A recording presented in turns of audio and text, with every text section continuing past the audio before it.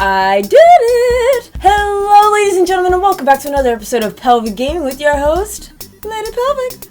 Today I have the honor of reviewing another entry of my favorite series, The Legend of Zelda. I'm talking Legend of Zelda Link's Awakening, which came out June 6th, 1993 for the Game Boy.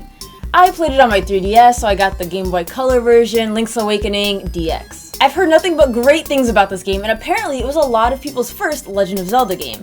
Not mine was Ocarina of Time. So I've been on a quest to complete every main Legend of Zelda title, and I'm so happy I can finally check this one off the list. So unlike most Zelda games, which opens up with a sleeping Link having some sort of communication with Princess Zelda, Link is on a boat braving a storm. With ease, the storm causes the boat to crash into Koholint Island. A young girl, Marin, rescues Link and brings him to her home to rest. After waking up, you retrieve your sword at the beach, and a mysterious owl tells you must wake the windfish in order to return home. And to do that, you need the 8 siren instruments.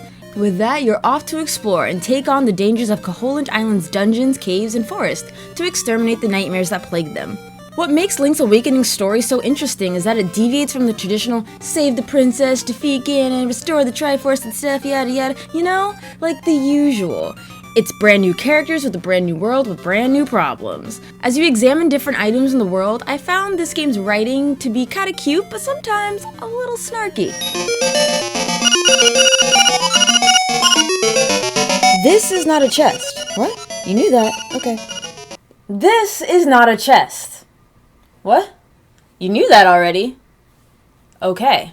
This is not a chest. You knew that already. Okay. This is not a chest. What? You knew that already? Okay. Like most 2D Zelda games, it's an action-adventure game with bird's eye view. Link ventures into dungeons to solve its puzzle by slaying diverse monsters, discovering hidden passages, and hitting switches. Traditionally, each dungeon holds a unique item that is needed for completing that dungeon, which is gained after defeating the dungeon's sub-boss.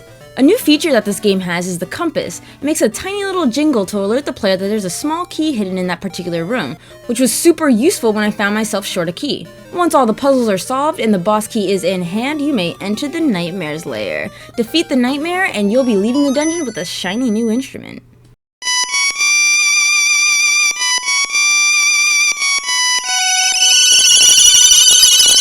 After you leave a dungeon, you're visited by the mysterious owl who will guide you to your next destination.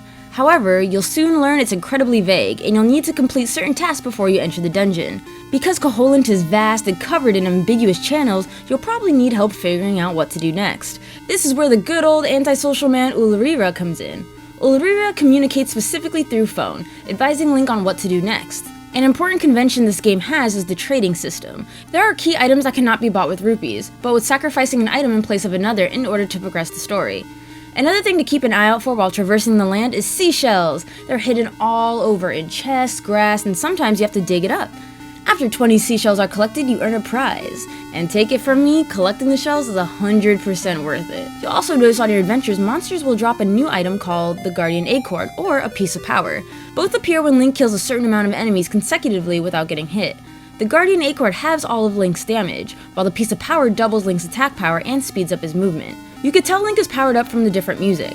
After getting hit 3 times or entering and leaving certain areas, this item's temporary power disperses. Of course, the permanent upgrades such as heart containers or gathering 4 pieces of a heart to make 1 heart container still apply.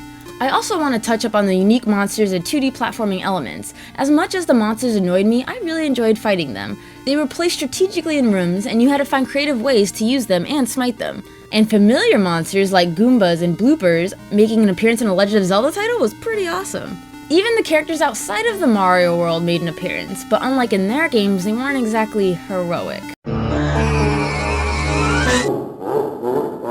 I also love the minor platforming elements this game had. It was a nice little break from the routine dungeon crawling element of Zelda. The boss battles were a hit and miss in this game. Some of them actually put up a fight, while others were just too damn easy. So easy that they weren't even worth being a sub-boss. Now, one thing that was irritating about this game was constantly switching around your items because you could only have 2 items equipped at a time. This limit, of course, was because of the Game Boy having 2 buttons. While traversing the world, you'll have to jump, pick up rocks, cut enemies, run and jump, and if you decide to go back a map, the world resets itself, so you have to jump, pick up rocks, cut enemies, run and jump all over again. I understand this annoying issue is a hardware setback, it just got to me. The graphics I found to be colorful and charming, an emphasis on the colorful. I was blessed to play the Game Boy Color version. I love looking at the characters, both human and animals. I even enjoyed the monster designs. Lively towns with warm homes, caves had small but noticeable details of cracks and pebbles on the floor, and the ripples of the water, and sometimes the dungeons took creating a creepy atmosphere to the next level. Like, I was not ready to see dead bodies hanging from a Zelda game, to be honest. But really, I don't have much to say other than the entire game looks great. And our final bit, the chiptune music, which I really enjoyed. I mean, I hope, since a big part of this game's plot is collecting instruments to play a ballad, and while this game didn't have all the usual sounds of a Zelda game in some areas, like the fairy fountain,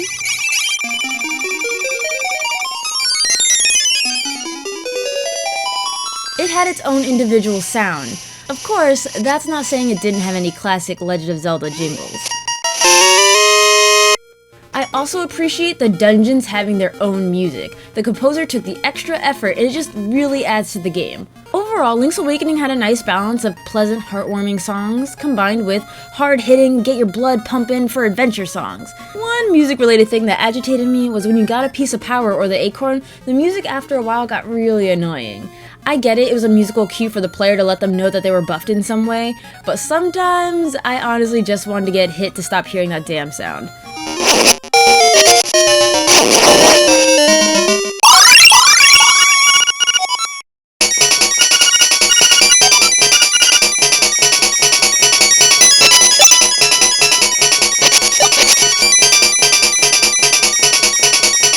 After a while, it makes your ears bleed, you know?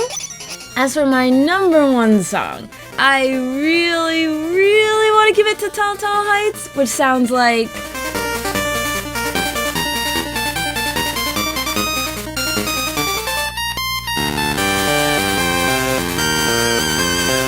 The song is great, it's obviously a fan favorite, it even made it into Hyrule Warriors, but...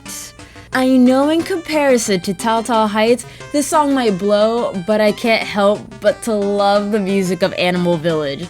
This song just makes me so happy and it's so giddy. I know it's goofy sounding, but I don't care. You know what? I like what I like and I like this song.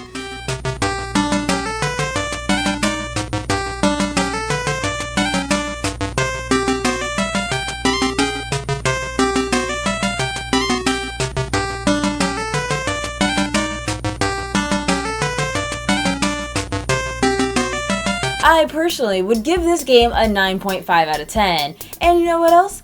I'd say I enjoyed it more than Link to the Past. I'm not going to say it's better than Link to the Past, but I definitely had more fun with it. And that obviously has to do with personal preference. Like, I personally enjoyed the fact it didn't do the courage, power, and wisdom, Ganon, Zelda, you know, all that jazz. It was just... life is but a dream. And you know, it's similar to Majora's Mask in that regard. It's about Termia, and clock towers, and moons falling. You know, nothing to do with Zelda and Triforces and shit. And I'm not saying I don't enjoy the classic Save the Princess tale, or else Legend of Zelda wouldn't be my favorite series. Which brings me to my question, what is your favorite video game series of all time?